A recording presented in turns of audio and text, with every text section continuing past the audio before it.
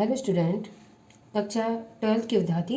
आज मैं आप लोगों के साथ जनन स्वास्थ्य जो आपकी फर्स्ट यूनिट है 14 नंबर की, उसमें मैं जनन स्वास्थ्य पे आप लोगों से चर्चा कर रही थी। पिछली वीडियो में मैंने इस पे 3 आपको टॉपिक क्लियर किए हैं।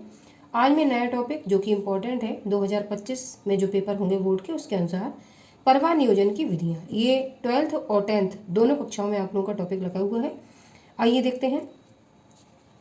Modes of family planning.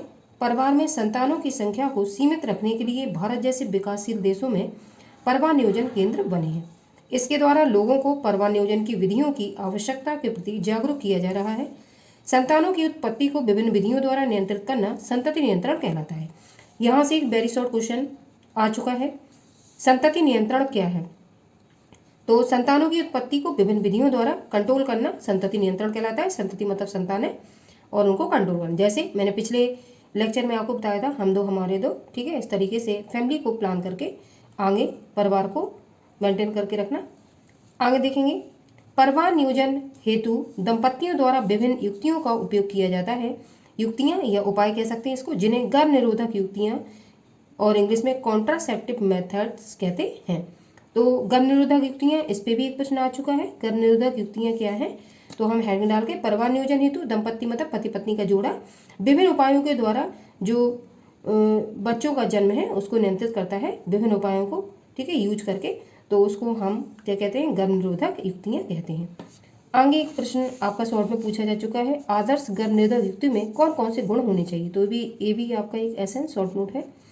तो एक आदर्श गर्भ निरोधक युक्ति में जो गुण होने चाहिए, सबसे पहले ये है कि ये सस्ते और मुफ्त उपलब्ध होने चाहिए। जैसे कि सरकारी हॉस्पिटल में ये आपको सस्ते और मुफ्त उपलब्ध ही होते हैं। अगला, गर्भ निरोधक प्रभावी होना चाहिए। तीसरा, गर्भ निरोधक के कोई दुष्प्रभाव नहीं होने चाहिए। अगर गर्भ निरोधक से कोई दुष्प्रभाव होता है तो कोई उसको खरीदेगा नहीं और उस पर ट्रस्ट भी नहीं करेगा। तो इस तरीके से गर्भ निरोधक को दुष्प्रभाव भी होना चाहिए। गर्भ निरोधक के उससे कोई किसी को इफेक्ट नहीं होना चाहिए बॉडी में। अगले, परिवार नियोजन हेतु गर्भ निरोधक उपायों को निम्नलिखित श्रेणियों में बांटा जा सकता है। आप फैमिली को प्लान करने के लिए कौन कौन से गर्भ निरोधक उपाय हैं, उनको किन श्रेणियों में बांटा गया है, आइए उस पर चर्चा करते हैं। पहले मैंने एक ग्राफ बनाया हुआ है। अगर इस ग्राफ को आप लोग बनाते हैं तो इसी से आपके सारे जो क्वेश्चन होंगे मल्टीपल चॉइस के, बहुविकल्पी और आपके लघुत्तरीय प्रश्न सॉल्व हो जाएंगे। तो हम ध्यान से इस चार्ट को देखेंगे। पहली विधि है प्राकृतिक विधियां। इसमें 3 तरीके के मेथड्स अपनाए जाते हैं, जिसमें पहली है आवृत्ति विधि, दूसरा है संभोग व्यवधान और तीसरा है स्तनपान अनारता। आवृत्ति विधि में मासिक चक्र के अंतराल को हम देखते हैं और दिन काउंट करके कौन से दिन सेफ जोन में है, कौन से अनसेफ जोन में, उसके अनुसार हम ये विधि अप्लाई करते हैं। लेकिन ये विधि 80% तो कारगर है, बाकी 20% ये विश्वसनीय विधि नहीं है। दूसरा, संभोग व्यवधान। इसमें संभोग व्यवधान में जो शुक्राणु मेल के द्वारा निकलते हैं वो अंडाणु आपस में मिलने न पाए, इसके लिए संभोग व्यवधान विधि में जो पुरुष होता है वो अपने शुक्राणु को अंडाणु से मिलने से रोकने का प्रयास करता है।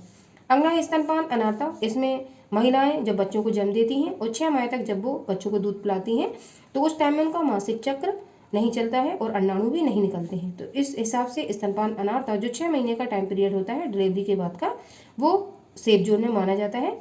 तो ये 3 विधियां प्राकृतिक विधियां हैं जिनको हम अप्लाई कर सकते हैं, बट ये 80% कारगर होती हैं, बाकी 20% असफल विधियां मानी जाती हैं। अगला है दूसरी वादा विधियां, जिसको वेरिएंट मेथड्स कहते हैं। इसमें पहली है रासायनिक विधि।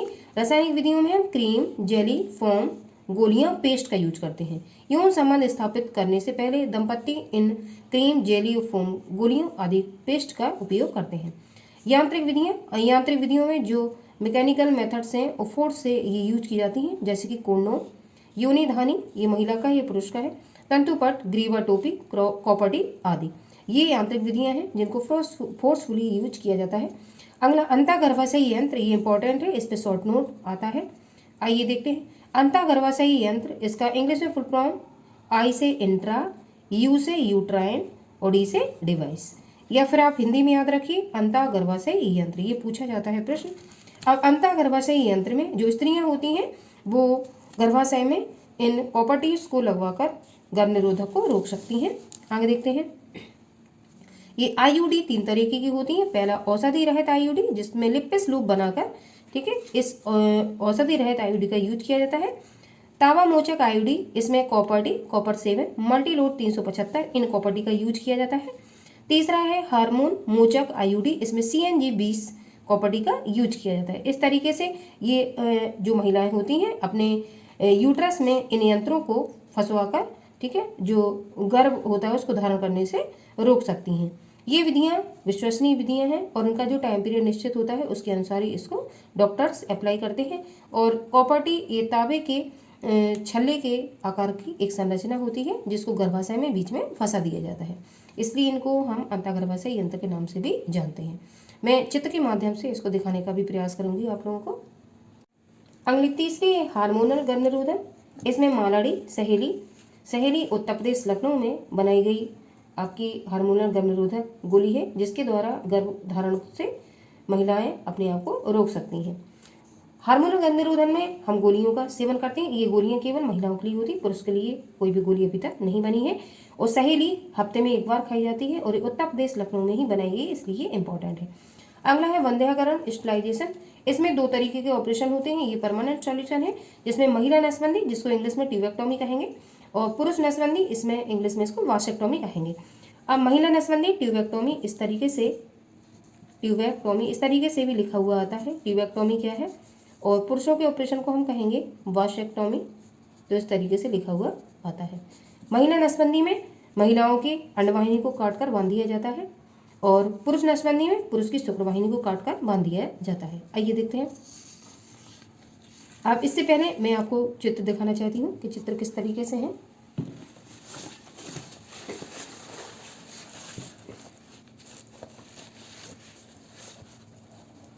ये आपको चित्र दिखाई दे रहे होंगे, मैं किताब से दिखाने का प्रयास कर रही हूँ।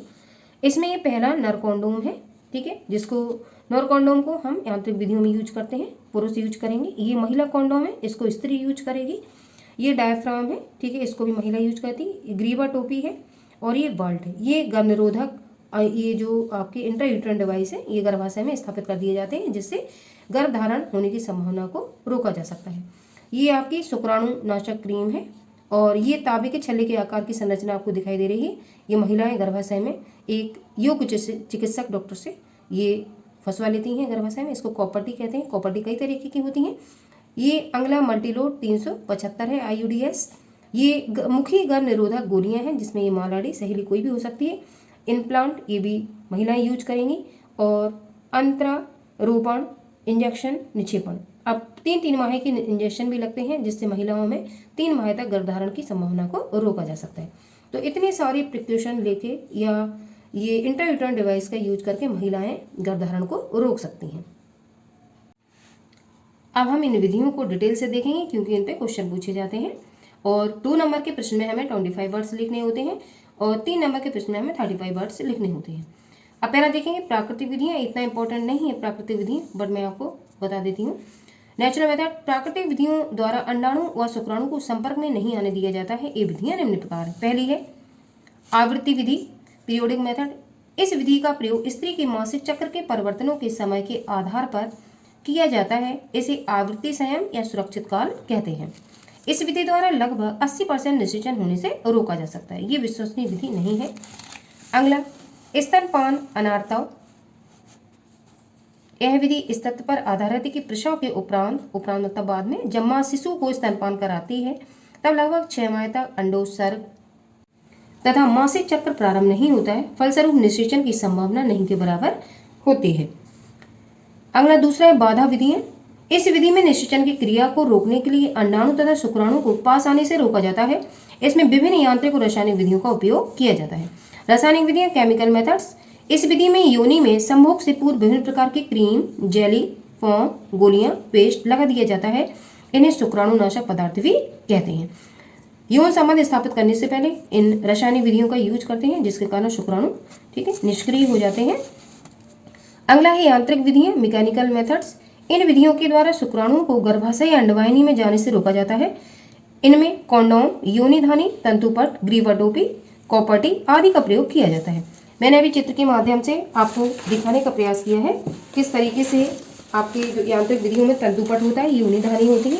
ये चित्र देखिए, मैंने अभी आपको जस्ट दिखाया था।